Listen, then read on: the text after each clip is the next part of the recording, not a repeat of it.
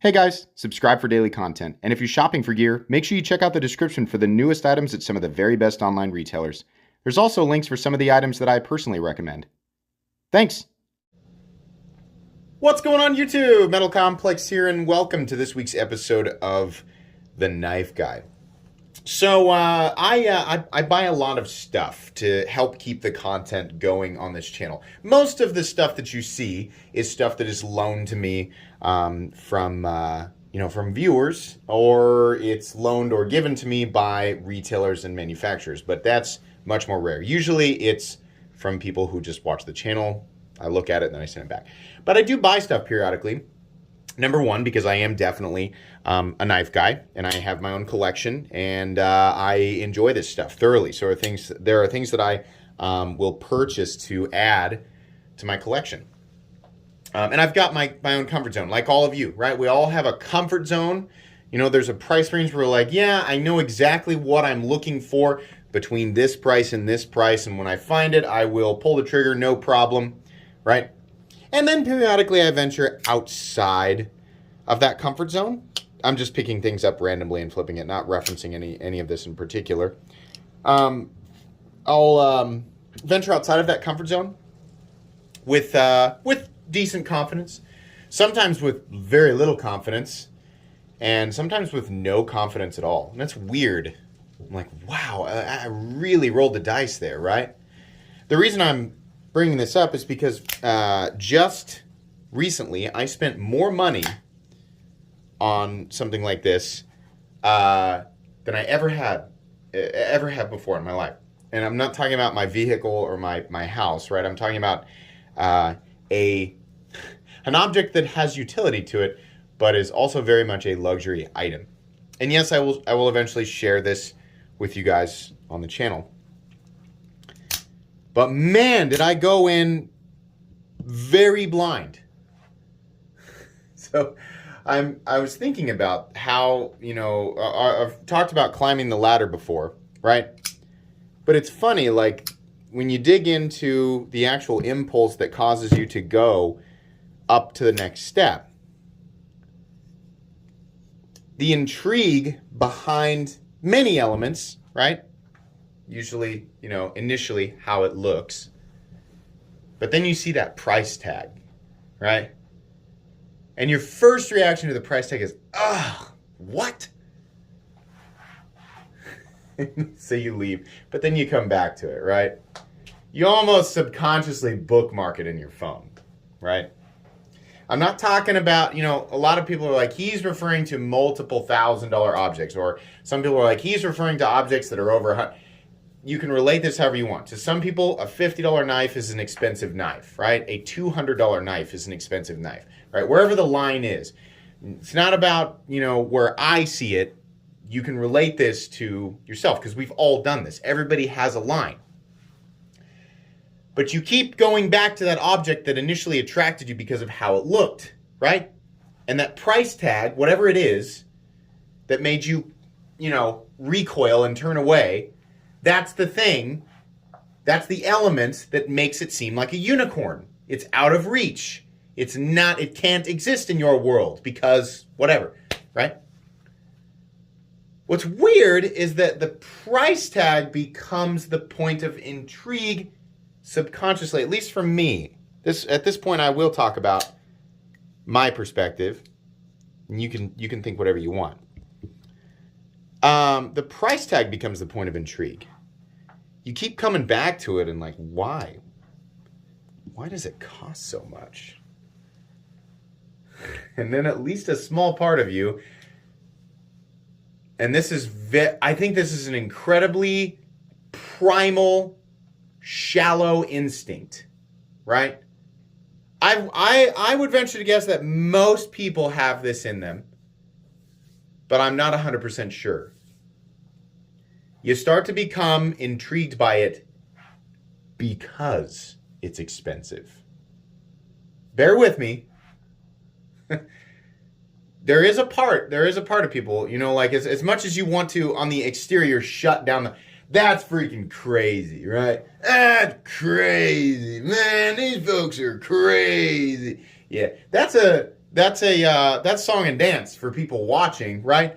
It's when people, when we do that, it's partially for us and partially for everybody else listening, so that you can give off the impression that you are an intelligent person for turning away from that, and that people who partake, or people who dip their toes into that realm, are stupid, right?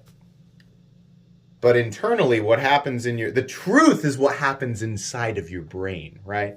It's not like I'm going to keep going back to a Lamborghini and be like, well, I don't know. I'm talking about things that are within the realm. Like, maybe for some people, like if that's your world, right? If you're like, I make $500,000 a year, then a $250,000 Lamborghini is one of those things where it's like, yeah, it's a lot, but maybe I could make payments, I could finance it, right? So that some people exist in that world. I'm talking about stuff like if your limit is a $200 knife and you see a $500 knife, right? Let's use the 0562 and Hinder argument again. 0562, $280 for carbon fiber. The real thing, $425, and it's real hard to get. You're like, that's crazy. That's crazy. Why would I buy that when I could buy the 0562? Said all of us. Right? And then you keep coming back and you're intrigued. Why? Why does it cost so much more? Right? We fill in our own blanks here. We do that. Oh, maybe this element. Does that element matter to me? Is that something that I could appreciate? Well, there seems to be a hole here because I have not yet considered that. So maybe I'll just place that nicely in there. And yes, suddenly now I do care about that because it's helping me justify this thing that I am obsessing over subconsciously. So, as shallow as that question sounds initially, right? Is it just the high price tag itself that intrigues us? Yes, I think so. But, the reasoning behind it, right? There are other elements to it. There's other little puzzle pieces that involve. We create those justifications. The fact that the thing initially seems to be out of reach, right? The moment it becomes a unicorn, you see it, oh, cool. How many times? How many times when you're new to the knife world, right? You pop into a channel that, not necessarily mine, maybe mine, Nick, whoever, Birdshot, Dr. Frunky, Epic Snuggle Bunny, Knife Nuts Podcast, Neve's Knives, Jim Skelton, Jim Skelton, Nothing Fancy, whoever, You're like, oh, cool, dude. Right? The most knifiest place you've ever been up to that point was Cabela's. Seen some cool stuff at that Cabela's, right? They got $80 knives at Cabela's. I know Cabela's carries them, right? And then you look up the price tag, and you're like, what? What? And that overwhelming sense of, I'm being cheated right now, and I haven't even, contemplated actually forking this money over. Like, you are instantly angry with the people behind the manufacturing or creation of the knife. And then it goes from that to, I'm angry at everybody else who supports this enough for this to exist. Now I'm mad at everybody around me. How dare this expensive thing exist that is expensive because of my own personal definition of expensive, right?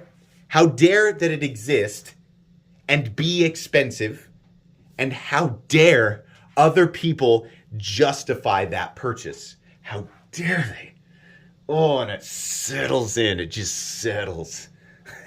That's what's happening in your head, right? You're doing that in secret, but I know, and all of us know. You know how? You want to know why? It's because we've all done that. All of us.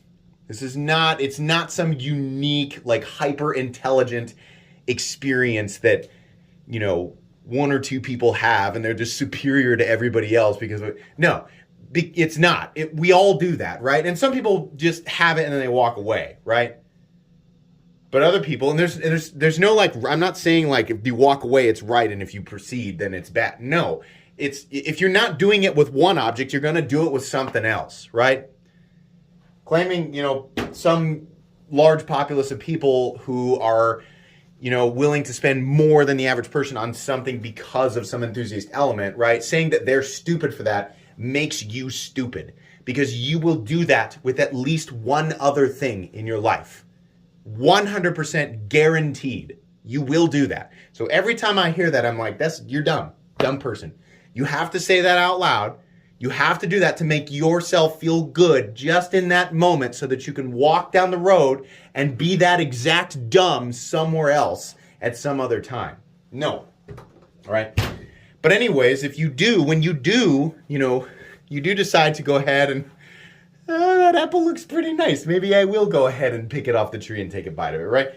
When you proceed towards that apple, what you're doing is being incredibly intrigued by the fact that this thing, how dare this expensive thing exist, right?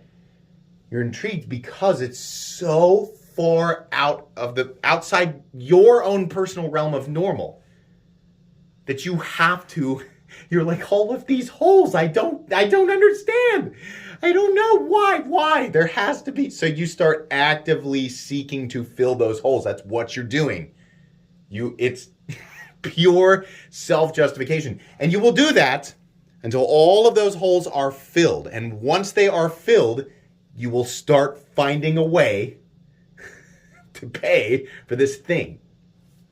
Sometimes the price tag itself is the initial intrigue. It's the fat, juicy worm on the hook, right? Sometimes companies know this, right? And they use that to manipulate people. The most unintelligent way to look at that is that everybody's doing that. Ask yourself, if you find yourself doing that all the time, all these companies are blah. If you're lumping everybody together, right? That's a false sense of superiority and intelligence, right? To lump everything together, to just be so angry that right? It's your own personal definition of expensive and what is outside the realm of reasonable. That's your own personal definition, right? You don't speak for everybody. But then to lump everybody together and say that everybody just collectively, they're all just collectively ripping everyone's face off. No, it's not. In fact, that's an incredibly stupid way to look at it. The fuel that you're using to make yourself feel intelligent in some very narrow-minded observation is actually the dumbest way to look at it, right? And you can justify or not justify whatever purchase you want, right? I'm just realizing how many times I called other people stupid. I'm also, Knife Guy is also about self-reflection. So I'm justifying what I'm saying it's almost like I'm talking to my past self, right? I'm speaking from experience, which is also kind of, it's cringy when people are like, I had this experience, so now I can talk down on people who are currently having it, right? That's really like, ugh. So I'm trying to be self-aware and point that out at the same time and trying to keep people from getting offended.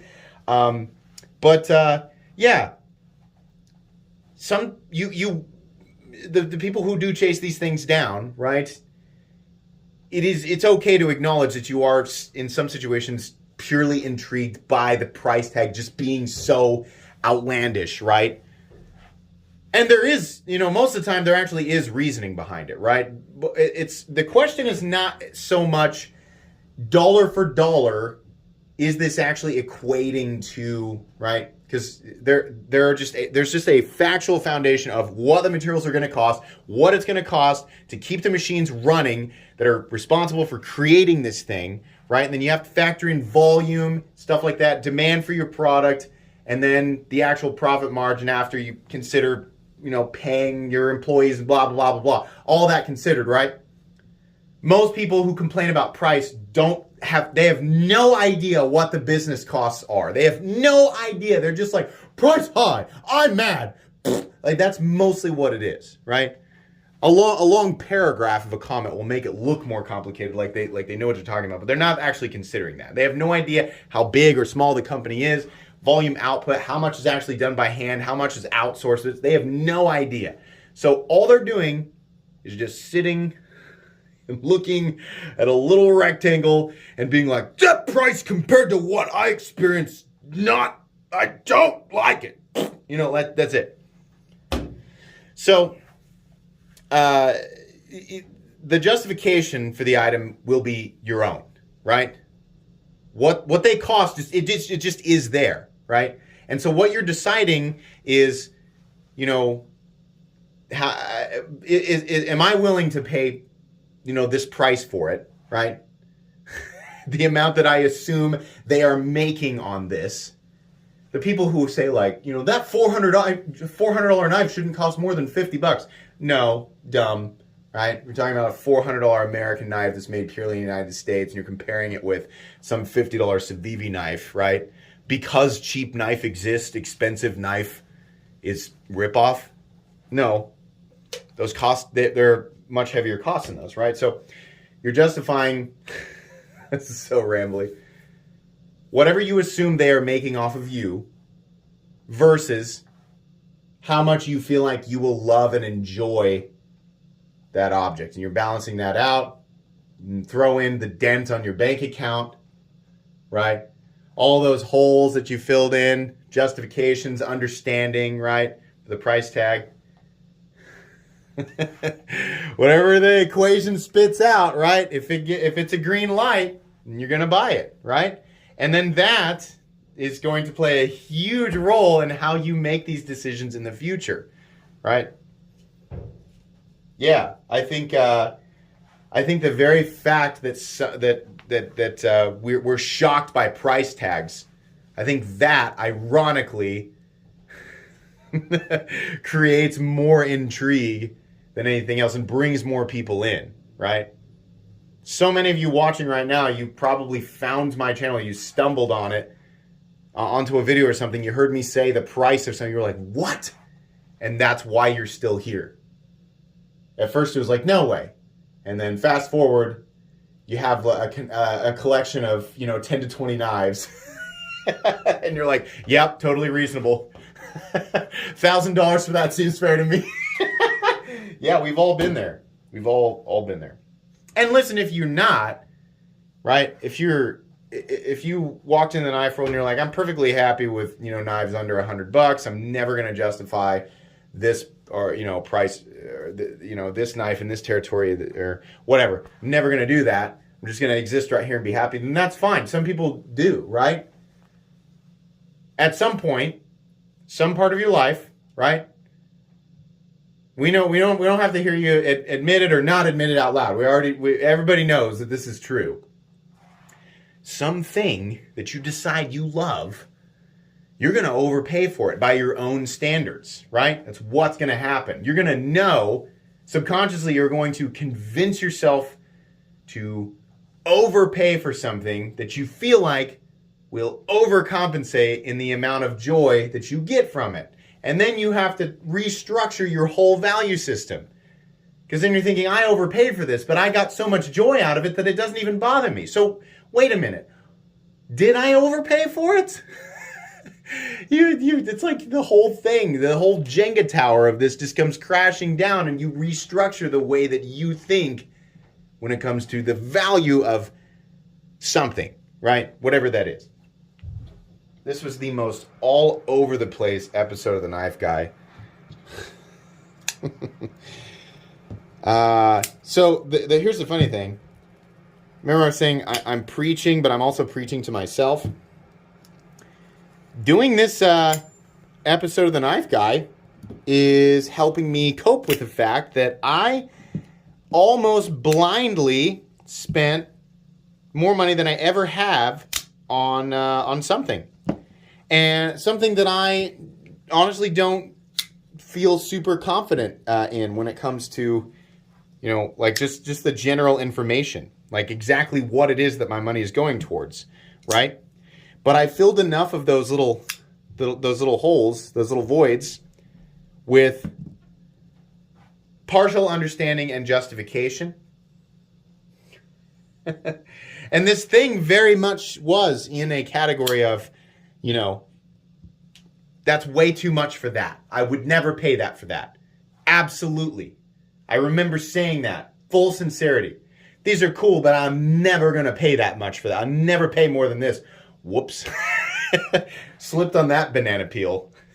Like I slipped on a banana peel only to try to overcorrect and land on another banana peel, right? Oh, how quickly we eat those words. Look down in the comments right now. Find that guy. Not me. Not me. I'm resilient. Find that guy. He's down there. Not me, internet influencer guy. I see through you, Metal Complex. Just trying to justify these expensive things, wanting us to use your affiliate links. I know I'm smart. Smart man me, can see through you. Find him. He's down there. Just because you point me out doesn't make it. My words are still true, man. You're part of the problem. He's down there. He's down there. And you know what? As soon as he proves me right, in his own personal life, his or her own personal life, because at some point, some day will come, and my voice will be in your head. You're going to be doing exactly this, exactly what this episode's about. And you're going to think, crap, he was right. Well, it's a good thing I don't have to go back and admit it. And you're right, you don't, right? You can just leave your sassy comment and be on your way. But I'm going to be in your head. I'm there. And I'm right. Yeah, we all have this. We all have this in us, right? Don't tell me that you've never done that and that you won't ever do it. Don't say it, because you're going to eat your words. I have many times. Oh, so many times. It's amazing how often you find out you're wrong as you get older. And it's like as you get older, you're supposed to get wiser, right? And you're supposed to make better and better and better decisions. I think I'm wrong more often now than I was when I was a kid and didn't know anything about. None of these concepts were even concepts yet. It was just like, yeah, we're going to go, get a stick and pretend it's a sword and fight a tree. That's about as complicated as my childhood was, right?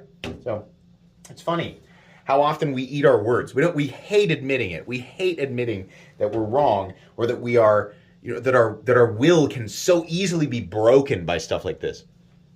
We pound our chests and yell strong-willed, at the sky or whoever will listen. But then as soon as the curtains are pulled back, right, or pulled over, the doors are closed, we're weak. We're weak. I don't mind. I'll say it. I'll say it for you. You can hide in the shadows and pretend that you're not just as bad. You can do that. Leave your paragraph and then go pretend, right? I'll bear the brunt.